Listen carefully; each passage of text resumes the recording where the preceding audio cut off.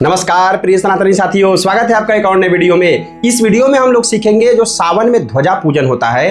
हाँ, नागपंचमी के पश्चात बहुत से स्थानों पर ध्वजा पूजन किया जाता है मंगलवार और शनिवार के दिन। तो कैसे विधिवत तरीके से आप ध्वजा पूजन कर सकते हैं, या किस कहीं यजमान के यहाँ कराना है तो वहां कैसे आप ध्वजा पूजन करा सकते हैं, दोनों लोग देखिए। अगर खुद से करना है तब भी आप देखिए, और अगर यजमान के यहाँ पंडित जी हैं कराना है तो भी आप इस वीडियो को ध्यानपूर्वक देखिए, क्योंकि एक वीडियो को थोड़ा सा लंबा हो सकता है, 30 मिनट का हो सकता है, 30-35 मिनट का वीडियो हो, लेकिन अगर आप पूरा इसको देख लेते हैं तो आपको पूरा ध्वजा पूजन अच्छे तरीके से कराने आ जाएगा। वीडियो को ध्यानपूर्वक देखिए और अंत तक देखिए। चलिए चलते हैं हम लोग एक शानदार पीडीएफ की तरफ। ये हमारे पास एक पीडीएफ है, हनुमत ध्वजा पूजन पद्धति। ठीक है, अगर आप यह पीडीएफ लेना चाहें तो लिंक डिस्क्रिप्शन में डाला हुआ है, वहां से भी डाउनलोड कर सकते हैं, अथवा इस नंबर पर जो सामने आपको नंबर दिखाई दे रहा होगा, इस नंबर पर भी व्हाट्सएप करेंगे तो आपको यह पीडीएफ भेज दिया जाएगा। इसका जो शुल्क होगा आपको देना होगा। सबसे पहले समझिए, ध्वजा पूजन जब करते हैं तो पहले आपको समझना होगा कि ध्वजा पूजन कैसे किया जाता है।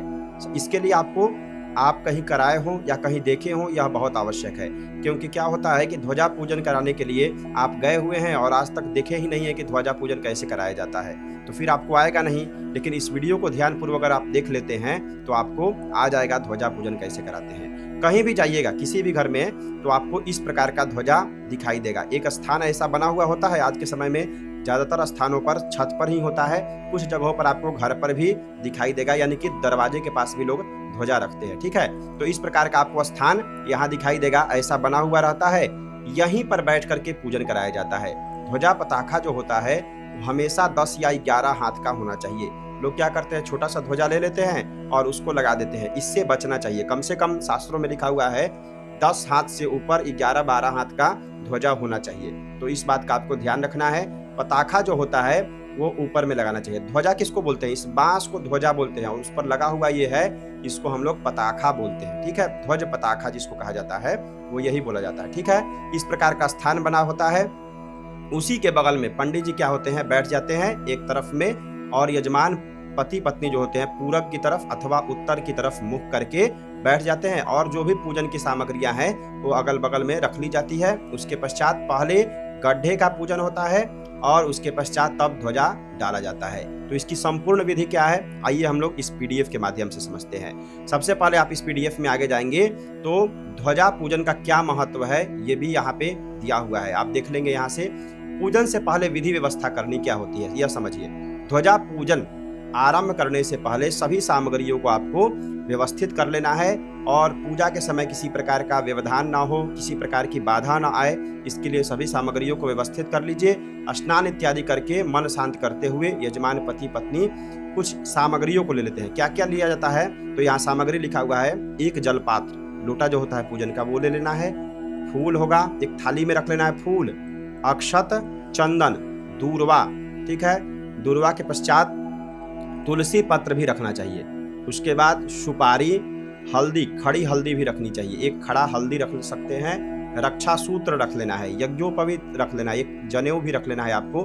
बहुत जगह पर ध्वजा में लंगोट बांधा जाता है, कहीं कहीं जाइएगा तो औपचारिकता होती है, वहां ध्वजा में लंगोट बांधा जाता है हनुमान जी के लिए, तो वह भी आप रख सकते हैं। ठीक है, वो हम नहीं लिखे हैं क्योंकि कुछ ही स्थानों पर होता है, कहीं कहीं हम लोग रक्षा सूत्र ही बंधवा देते हैं, अथवा यज्ञोपवीत और रक्षा सूत्र, पहले रक्षा सूत्र उसके बाद यज्ञोपवीत उसी ध्वज पताखा में लगवा दिया जाता है तो हो जाता है। ठीक है, सिंदूर ले लेना है, पान का पत्ता होगा, लौंग इलायची होगी, सुपारी ले लेनी है आपको, यहाँ पे सुपारी भी लिखा हुआ है। उसके पश्चात दीपक ले लेना है एक, ठीक है, घी का दीपक अथवा तेल का दीपक ले लीजिए, धूप बत्ती या अगरबत्ती ले लेना है, कुछ प्रसाद ले लेना है, दक्षिणा ले लेना है, और ध्वजा सामने होनी चाहिए, नया ध्वजा पताखा मंगा लीजिए। उसके पश्चात देखिए यहाँ लिखा हुआ है, ध्वजा कम से कम 10 या 11 हाथ का होना चाहिए, उससे अधिक भी हो सकता है लेकिन उससे कम नहीं होना चाहिए, इस बात पर ध्यान रखिएगा। कोई यजमान अगर पूछ रहे हैं तो वहां आप समझा सकते हैं।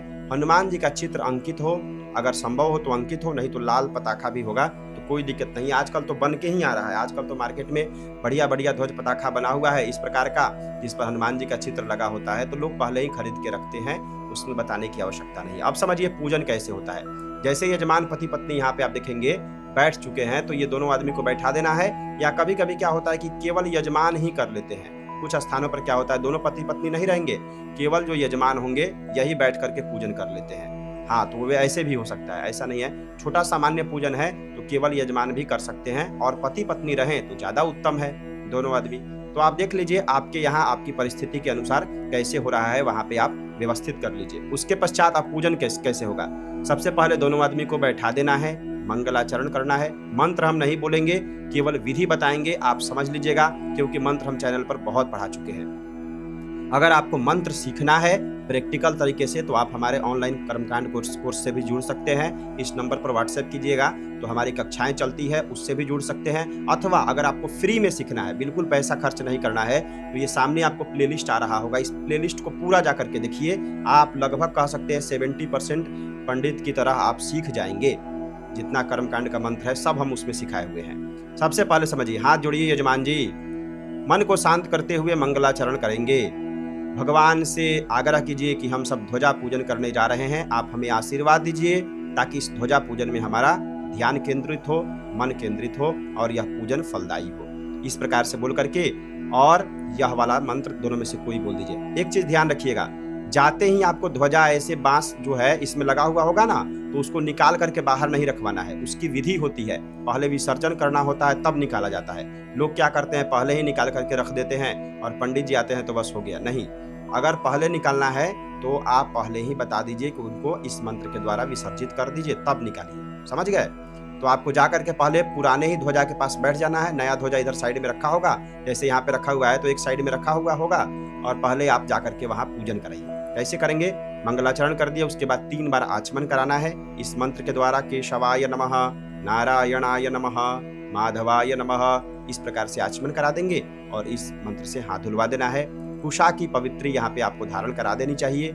यजमान सोने की अंगूठी पहने हैं तो कुशा की पवित्री धारण कराने की कोई आवश्यकता नहीं है। ठीक है, पवित्री जब हो जाएगा, 2 मंत्र दे दिए हैं यहाँ पे, ये भी मंत्र है वैदिक और एक लौकिक मंत्र भी है, दोनों में से कोई भी मंत्र आप बोल सकते हैं। उसके पश्चात तीर्थ का आवाहन होता है। तीर्थ यानी कि हाथ में जल लीजिए और यह मंत्र बोलते हुए, ओम गंगे च यमुने चैवा, यह बोलते हुए और उसी जल पात्र में लोटे में रख देना है, और लोटे के ऊपर एक रक्षा सूत्र बांध दीजिए और उस जल पात्र में फूल चंदन अक्षत आपको डाल देना है, यह मंत्र बोलते हुए।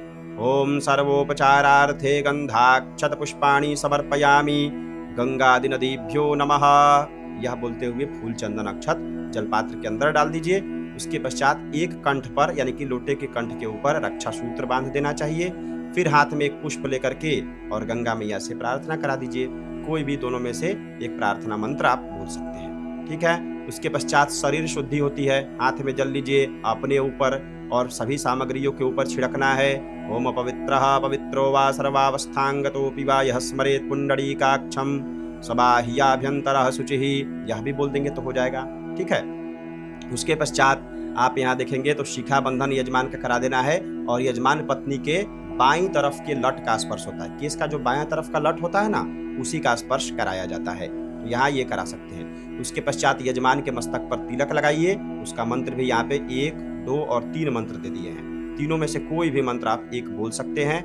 आसन शुद्धि में क्या होता है, हाथ में जल लीजिए और सामने जो जहाँ बैठे हुए हैं उसके सामने आसन पर धरती माता के लिए जल छोड़ना है, और फिर फूल चंदन अक्षत चढ़ा करके प्रणाम करते हुए ये वाला मंत्र आपको बोल देना है। ठीक है, सब मंत्र हम पढ़ा चुके हैं हमारे चैनल से। अगर आप पहले से जुड़े हुए हैं तो आप सब जानते होंगे, और नए जुड़ रहे हैं तो आप जाके हमारे चैनल को पूरा देखिए, बहुत कुछ आपको सीखने को उस पर मिलेगा। दिशा शुद्धि कर लेनी है। दिशा शुद्धि में क्या होता है, बाएं हाथ में अक्षत लेकर के दाहिने हाथ से ढकते हैं और फिर यह मंत्र, दोनों मंत्र बोल देते हैं, और उसके पश्चात फिर अक्षत को दाहिने हाथ में लेकर के सिर पर से 3 बार घुमाकर ईशान कोण में छोड़ दिया जाता है। उसके पश्चात दीपक का पूजन, दीप एक अवश्य प्रज्वलित करना है। कहा गया है घृत दीपो दक्षिणस्यात् तैल दीपस्तु वामतः, यानी कि यजमान अगर बैठे हुए हैं तो अगर घी का दीप होगा तो इनके दाहिने तरफ होगा, और तेल का दीप होगा तो इनके बाईं तरफ में होगा। ठीक है, यह बात ध्यान रखना है। नहीं, देवताओं के दाहिने बाएं होता है, क्षमा चाहते हैं।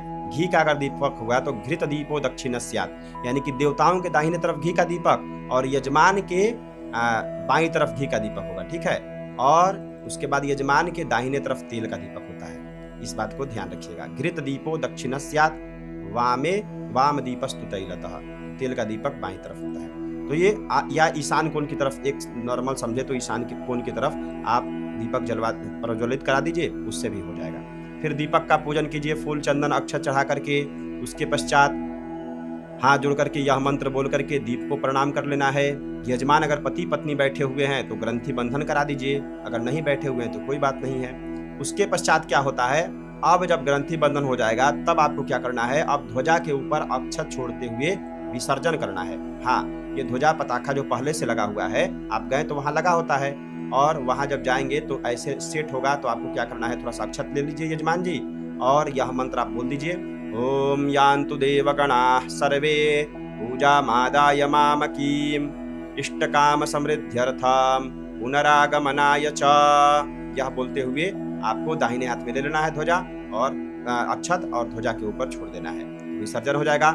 उसके पश्चात गड्ढा खोद करके बांस को बाहर निकालिए, तब उसके पश्चात स्वस्ति वाचन करके संकल्प इत्यादि करते हैं, आगे की विधि प्रारंभ करते हैं। गड्ढा खोदने का भी यहाँ पे मंत्र दे दिया गया है, इस मंत्र के माध्यम से आपको गड्ढा खोद लेना है। ठीक है, अगर आप कमेंट करेंगे तो सभी का मंत्र भी हम पढ़ा देंगे, क्योंकि मंत्र पढ़ाने पर क्या होता है, वीडियो बहुत लंबा चौड़ा हो जाता है। ठीक है, जब गड्ढा खोद लेना है, उसके पश्चात आपको हाथ में पुष्प और अक्षत लीजिए यजमान जी, और स्वस्ति वाचन आपको पढ़ देना है।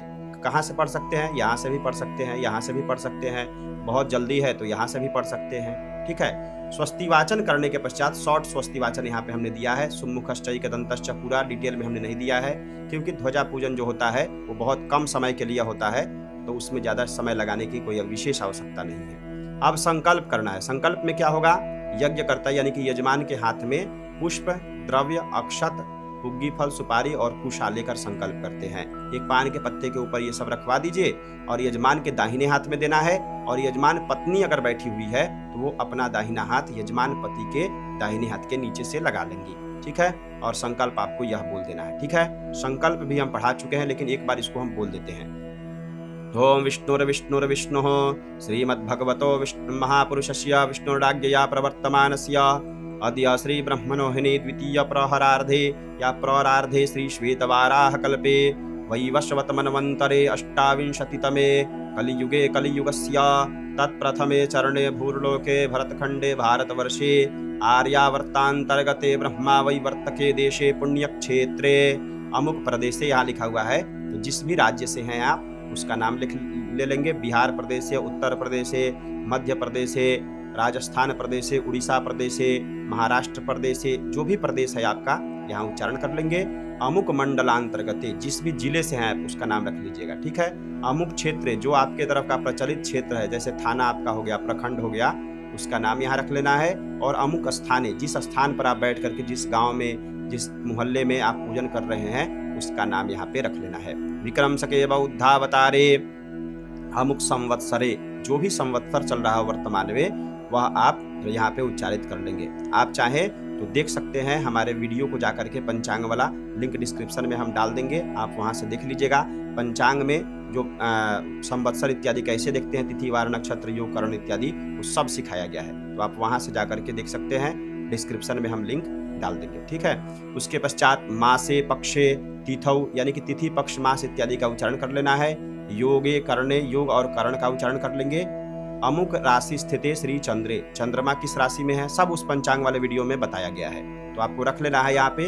अमुक राशि स्थिते श्री सूर्य, सूर्य का भी राशि यहाँ पे रख लेंगे। अमुक राशि स्थिते श्री देवराज गुरु, बृहस्पति किस राशि में है यहाँ पे उच्चारित कर लेना है। उसके पश्चात शेषेषु ग्रहेषु यथा यथा राशि स्थान स्थितेषु सत्सु एवं ग्रह गुणगण विशेषण विशिष्टायाम शुभ पुण्य तीथौ। गोत्रः में किसका गोत्र होगा, यजमान का गोत्र होगा। सांडिल्य गोत्रः, भारद्वाज गोत्रः, काश्यप गोत्रः। अब यहाँ पे उनका नाम रख लेना है, जैसे मुकेश नाम है उनका, तो मुकेश शर्मा, हम ब्राह्मण है तो शर्मा हम, और मुकेश जी अगर राजपूत हैं यानी कि क्षत्रिय परिवार से हैं तो वर्माहम, और अगर व्यापार वर्ग से हैं तो गुप्तोहम, और शूद्र वर्ग से हैं तो यहाँ पे दासोहम रख लेंगे।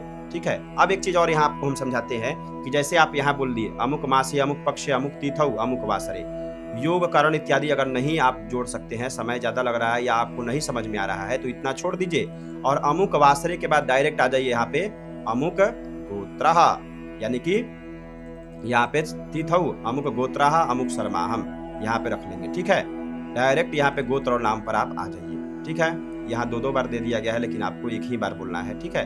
एक और एक, यहाँ 2 बार शायद हो गया है। तो यहाँ पे आपको एक बार ही गोत्रः नामहम इत्यादि रख लेंगे। वासरे के बाद सीधा यहाँ पे आ जाइए। यहाँ से आएंगे कहाँ, यहाँ पे आ जाइए डायरेक्ट, बस हो जाएगा। बीच में इतना छोड़ देंगे तो कोई दिक्कत नहीं है, इतना बोल दीजिए। उसके पश्चात मम सपरिवारस्य नित्य कल्याणार्थम उपस्थित शरीराविरोधेन सकल दोष निवृत्ति पूर्वक दीर्घायुष्य पुष्टि नैरुज्य धन परिजन सुख सौमनस्याभीष्ट सिद्धि कामनया हनुमत ध्वजा पूजनम या ध्वजा स्थापनम हनुमत पूजनम करिष्ये। इतना संकल्प बोल देंगे तो आपका संकल्प पूर्ण हो जाएगा। संकल्प को उसी गड्ढे के पास कहाँ छोड़ देना है, यहाँ पे इस गड्ढे के पास सामने छुड़वा दीजिए। और जब संकल्प हो जाए उसके पश्चात आपको क्या करना है, आप चाहें तो यह मंत्र बोल सकते हैं अथवा लास्ट में बोल दीजिए संकल्पः सिद्धिरस्तो संकल्पः सिद्धिरस्तो संकल्पः सिद्धिरस्तो, 3 बार बोल देंगे। अब क्या करना है आपको, आप चाहें तो यहाँ गणेश जी का केवल ध्यान करा सकते हैं। यजमान जी हाथ जोड़िए, गणेश जी का स्मरण कर लीजिए, क्योंकि पूजन में सबसे पहले गणेश जी का स्मरण होता है, तो आप स्मरण करा सकते हैं। उसके पश्चात डायरेक्ट आपको करना है खात यानी कि गड्ढा का पूजन। बांस पहले ही निकाल चुके हैं, ऐसे खाली गड्ढा होता है, हो सकता है कि मिट्टी में इस प्रकार का गड्ढा हो सकता है, छत के ऊपर इस प्रकार का गड्ढा हो, या इस प्रकार का स्थान बना हुआ होता है। तो आप यहाँ पे देख लीजिए, जैसा भी गड्ढा है उस गड्ढे का पूजन कराना है। कैसे करना है देखिएगा, पहले उस गड्ढे के सामने यजमान को बोलिए कि यहाँ पे आप हाथ रखिए, ठीक है। यहाँ पे अथवा यहाँ पे यजमान को ऊपर से कहिए कि हाथ से स्पर्श कीजिए, और आपको यह मंत्र बोलना है ओम भूरसि भूमिरस्यादितिरसि विश्वधाया विश्वस्य भुवनस्य धर्त्री पृथिवीं जच्छ पृथिवीं दृगुं पृथिवीं माहिगुंसीः। ये भी बोल सकते हैं, अथवा ये लौकिक मंत्र भी है आगच्छ सर्वकल्याणी वसुधे लोकधारिणी उद्धृता शिवराहेण शशैल वनकाननम, ये भी मंत्र बोल सकते हैं, ठीक है। यहाँ पे एक और मंत्र दे दिए हैं, हाथ स्पर्श करते हुए ये मंत्र में से तीनों में से कोई एक मंत्र बोल दीजिए। उसके पश्चात इस मंत्र से गड्ढे में जल डालें, ठीक है। अगर आप चाहें तो यह मंत्र अगर पढ़ने आ रहा है तो बोल दीजिए, नहीं तो केवल प्रक्रिया भी करा देंगे तो हो जाएगा। जैसे नहीं होता है कि हमको मंत्र नहीं पता है, केवल प्रक्रिया भी करा देंगे तो हो जाता है। तो ये मंत्र आप बोल सकते हैं सिंचन्ति परिखिंचन्त्युत्सिंचन्ति पुनन्ति च सुरायै बभ्रवै मदे किन्तवो वदतु किन्तवः, ठीक है। तो ये भी बोल सकते हैं। अथवा एक मंत्र आता है, आप जानते होंगे कहीं, देवस्य त्वा सवितोः प्रसवेस्विनोर्बाहुभ्यां पूषणो हस्ताभ्यां मा, उस मंत्र का भी आप प्रयोग यहाँ पे कर सकते हैं, ठीक है। उसके पश्चात आपको गड्ढे के भीतर क्या करना है, सुपारी छोड़ना है, पुष्प एक छोड़ दीजिए, चंदन छोड़ दीजिए, थोड़ा सा अक्षत, रुपया, खड़ी हल्दी छोड़ देनी है आपको, एक दूर्वा छोड़ देना है, ठीक है। और इसके पश्चात ओम पृथिव्यै नमः बोल करके उस गड्ढे में पंचोपचार विधि से पूजन कर देना है। कैसे करना है, जैसे मान लीजिए गड्ढे में आप सुपारी पुष्प इत्यादि छोड़ दिए, एक एक चीज सब में से छुड़वा देना है, और उसके पश्चात फूल चंदन अक्षत छोड़िए यजमान जी, और बोलिए ओम पृथिव्यै नमः सर्वोपचारार्थे गंधाक्षत पुष्पाणि समर्पयामि, छोड़ देंगे। हाथ जोड़िए और यह हाथ जोड़ते हुए यह मंत्र बोल देंगे ओम स्योना पृथिवी नो भवानक्षरा स्योना पृथिवी नो भवानक्षरा निवेशने जच्छानः शर्म सप्रथाः, ये भी मंत्र बोल सकते हैं। अगर किसी भी प्रकार का आपके मन में संशय हो रहा हो तो आप कमेंट कीजिए, मैं प्रयास करूंगा आपका संशय दूर करने का। आपको समझ में आ रहा हो तो लाइक कीजिए, एक प्यारा सा कमेंट कीजिए कि वीडियो कैसा लग रहा है, क्योंकि बहुत से लोग लाइक करते नहीं हैं। लाइक करेंगे तो उससे क्या होता है कि वीडियो बहुत अधिक लोगों तक यूट्यूब पहुंचाता है, क्योंकि ज़्यादा लोगों तक ये वीडियो पहुंचेगा तो ज़्यादा लोग सीख पाएंगे, इसलिए आपका एक लाइक बहुत इंपॉर्टेंट है, तो लाइक जरूर कीजिए वीडियो को, ठीक है। उसके पश्चात जब प्रार्थना कर लेंगे धरती माता का, अब क्या करना है, ध्वजा गाड़ने का मंत्र। ध्वजा गाड़ने की विधि क्या है कि ध्वजा पर जल चढ़ावे, थोड़ा सा ये जो ध्वजा होता है ये बाहर में रखा हुआ है तो इस पर थोड़ा सा जल का छिड़काव करा दीजिए। जब जल का छिड़काव हो जाए उसके पश्चात ईपन का 5 थापा छापा और सिंदूर लगवावे। ईपन समझते हैं, हल्दी दही को मिला करके बहुत सी स्त्रियां क्या करती है, ध्वजा के ऊपर 5 जगह छापा लगाती है। तो छापा यानी कि हाथ के माध्यम से 5 जगह पर मुट्ठी के माध्यम से लगा देती है छापा, वो कह देंगे तो स्त्रियां लगा देती है, और उसी के ऊपर वह सिंदूर लगवा देती है। अब क्या करना है, 5 आदमी मिल करके ध्वजा को उठावे और उसी गड्ढे में स्थिर कर दे। यहाँ पे समझना है आपको, अगर मान लीजिए कभी कभी क्या होता है कि 5 आदमी नहीं हो पाते हैं, तो कहाँ से आप 5 आदमी लाएंगे, तो जितने लोग हैं उतने लोग ही उठा करके उसको ध्वजा डाल देंगे। लेकिन अगर 5 आदमी उपलब्ध है परिवार के तो बहुत अच्छी बात है, सबको बुला लीजिए। उठा करके और गड्ढे में डालेंगे। और आपको क्या करना है, बोलिए ओम नमः पार्वती पतये हर हर महादेव, अथवा जयकारा लगा सकते हैं। प्रेम से बोलिए पवन पुत्र हनुमान की जय, प्रजा रामचंद्र की जय, कुल देवी देवता की जय। इस प्रकार से थोड़ा सा जयकारा लगा दीजिए। और जब ध्वजा उठा करके वो लोग रख दे, उसके पश्चात हल्दी में रंगा हुआ बांस लेकर निम्न प्रार्थना कर जब रखने लगे तो आपको यह मंत्र बोल देना है। कौन सा मंत्र?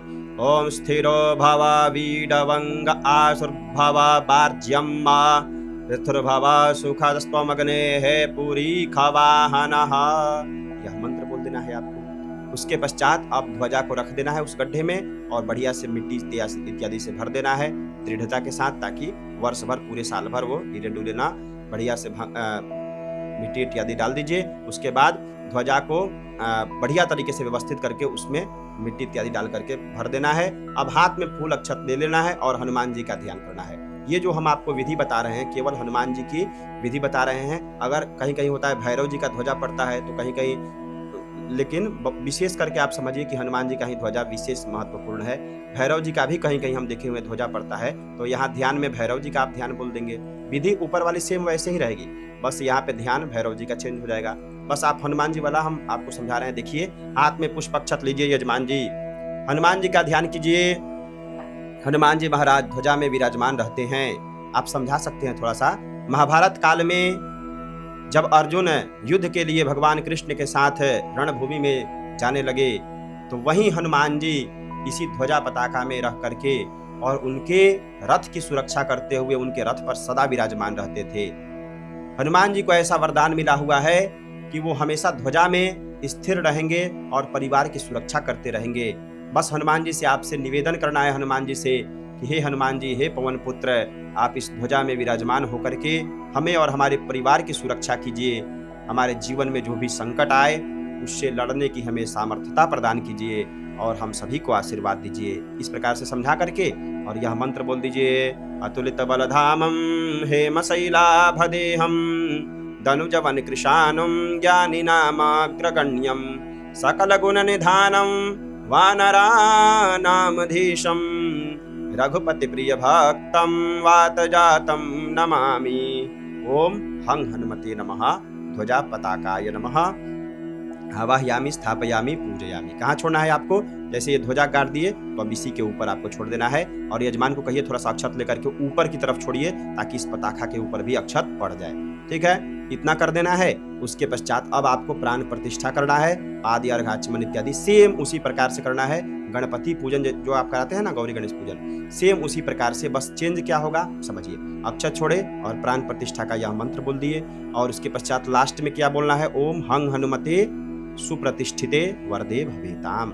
आसन के लिए एक लाल पुष्प दीजिए और यह मंत्र बोल दीजिए, दोनों में से कोई भी मंत्र, और अंत में बोलिए आसनार्थे पुष्पम समर्पयामि ओम हं हनुमते नमः या ध्वजा पताकाय नमः।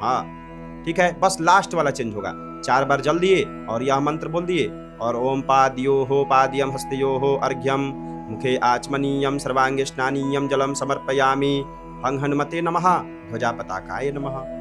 पंचामृत से थोड़ा सा स्नान करा दीजिए, यह मंत्र बोल दीजिए। ठीक है, सेम गौरी गणेश पूजन की तरह। उसके बाद वस्त्र चढ़ाइए। वस्त्र में वही बोले नहीं आपको, लंगोटा भी चढ़ता है और कभी कभी क्या होता है रक्षा सूत्र तोड़ करके और इसी बांस में रक्षा सूत्र 5 बार हम लोग लपेटवा देते हैं। ठीक है, और रक्षा सूत्र जब लपेट जाएगा, इसमें लगा दिया जाएगा, तो उसके पश्चात आपको यज्ञोपवीत यानी कि जनेऊ को भी इसी बांस में लगवा देना है, आपको बांध देना है अच्छे तरीके से और दोनों के बाद एक बार जल छोड़ देना है। ठीक है, सब कुछ मंत्र इसमें दिया हुआ है। पीडीएफ अगर आप लेंगे तो आपको लिंक डिस्क्रिप्शन में है, वहां से भी मंगा लीजिएगा, पीडीएफ ले लीजिएगा। नंबर भी डिस्क्रिप्शन में डाल दिए हैं, यहाँ सामने नंबर है, आप इस नंबर को याद कर लीजिए 7488904696। इस नंबर को नोट कर लीजिए 74 88 90 46 96। इस नंबर पर कभी भी व्हाट्सएप कीजिएगा, पीडीएफ के लिए आपको यहाँ से पीडीएफ प्रदान कर दिया जाएगा। ठीक है, चंदन चढ़ा दीजिए। चंदन के पश्चात क्या होता है, अक्षत थोड़ा सा चढ़ाइए। अक्षत के पश्चात फूल या फूल की माला है तो वो भी चढ़ा सकते हैं। दूर्वा चढ़ा दीजिए वहाँ पे। तुलसी पत्र चढ़ाइए। तुलसी पत्र के बाद अबीर हल्दी चढ़ा देना है आपको। उसके बाद सिंदूर जरूर चढ़ाइए, सिंदूर फूल में लगा करके चढ़वा दीजिए। या बहुत सी स्त्रियां क्या करती हैं, ये जो स्थान बना होता है ना, इसके सामने भी यहाँ पे स्त्री लोग थोड़ा सा सिंदूर लगा देती है, तो यहाँ भी लगवा सकते हैं। ठीक है। उसके बाद सुगंधित द्रव्य इत्र गुलाब जल है तो छिटवा सकते हैं सेंट, नहीं तो धूप दीप पर अक्षत छिड़वाइए या धूप दीप यहाँ पे आपको भगवान को दिखवा देना है। धूप दीप दिखा दिया जाएगा। उसके पश्चात हाथ धो करके नैवेद्य यानी कि प्रसाद लगवा दीजिए भोग में। ठीक है, प्रसाद लग जाएगा। उसके पश्चात प्रसाद लगा करके तुलसी पत्र प्रसाद में डाल देना है और ओम नैवेद्यम निवेदयामि हं हनुमते नमः ध्वजा पताकाय नमः बोल देना है।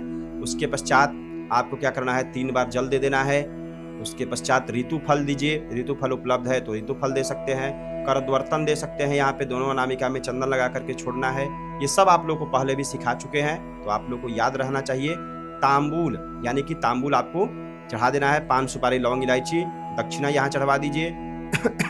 दक्षिणा के पश्चात मंत्र पुष्पांजलि, मंत्र पुष्पांजलि के पश्चात प्रदक्षिणा, यानी कि हनुमान जी की प्रदक्षिणा कितनी होगी, हनुमान जी का कोई विशेष वर्णन नहीं दिया है तो आप हनुमान जी का 4 प्रदक्षिणा करा सकते हैं। और उसके पश्चात हाथ में पुष्प और अक्षत लीजिए और यजमान जी प्रार्थना कीजिए श्रद्धा पूर्वक हनुमान जी से।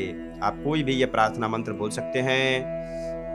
मनोजवम मारुततुल्य वेगम जितेन्द्रियं बुद्धिमतां वरिष्ठं वातात्मजं वानरयोत्तमोख्यं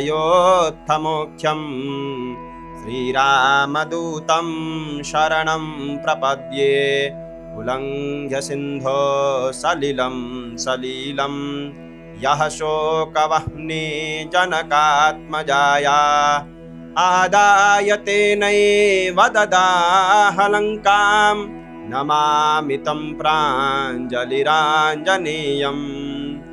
या ये भी बोल सकते हैं। ठीक है, हनुमान जी का कोई भी बढ़िया प्रार्थना बोल दीजिए। देवासुराणां सर्वेषां मंगलोऽयं महाध्वजः गृह्यतां सुखहेतोर्मे ध्वजः श्रीपवनात्मज। प्रार्थना पूर्वकं नमस्कारान् समर्पयामि। ओम हं हनुमते नमः ध्वजा पताकाय नमः, ये बोल दीजिए। और अंत में एक बार जल छोड़ते हुए ओम अनया पूजया हं हनुमतः प्रियताम नमः। ऐसा करके आपका पूजन संपूर्ण हो जाएगा। देखिए, पूजन में रक्त चंदन, लाल चंदन, सिंदूर का प्रयोग जरूर करना चाहिए। लाल पुष्प का प्रयोग कीजिए और नैवेद्य में प्रयास कीजिए लड्डू, जो आटे का लड्डू भी बनता है बहुत जगह पर, उसका प्रयोग कर सकते हैं। तुलसी पत्र अवश्य डालिए। इन सब चीजों पर थोड़ा सा ध्यान देना है। अब होता है इसके पश्चात आरती आप दिखा सकते हैं, लेकिन बहुत से लोग क्या करते हैं, आरती नहीं दिखाते हैं, केवल अगरबत्ती दिखवा देंगे, शॉर्ट में निकल जाएंगे। लेकिन आप चाहे तो यहाँ पे आरती करा सकते हैं। आरती की विधि भी यहाँ पे दी गई है, वीडियो पहले ही लंबा हो चुका है। तो हनुमान जी की आरती गा सकते हैं यहाँ पे। आरती के पश्चात आप जल से शीतल कीजिए, थोड़ा सा जयकारा लगा दीजिए और जयकारा लगाने के पश्चात मंत्र पुष्पांजलि, आपको उसकी भी विधि यहाँ दी हुई है। मंत्र पुष्पांजलि, उसके पश्चात मंत्र पुष्पांजलि के बाद दक्षिणा का यहाँ पे संकल्प दिया हुआ है, तो दक्षिणा का संकल्प आप चाहें तो करा सकते हैं। दक्षिणा यजमान जी बोलिए कितना दक्षिणा हुआ और ये संकल्प करा दीजिए। मंत्राक्षत यानी कि यजमान पति पत्नी को थोड़ा सा आशीर्वाद दे दीजिए और उसके पश्चात हाथ जोड़ करके यजमान पति पत्नी क्षमा प्रार्थना करेंगे। उसका मंत्र भी यहाँ दिया हुआ है, मंत्र बोल दीजिए। मंत्रहीनम क्रियाहीनम भक्तिहीनम सुरेश्वर यत्पूजितम मया देवा परिपूर्णम तदस्तु में, ऐसा बोल सकते हैं। उसके पश्चात भगवान विष्णु को सभी कुछ समर्पित कर दीजिए और अंत में क्या होता है, हाथ में जल लेना है। ओम अनेना अद्य दिवसे पूजन कर्मणा श्री परमेश्वरः प्रियताम नमः।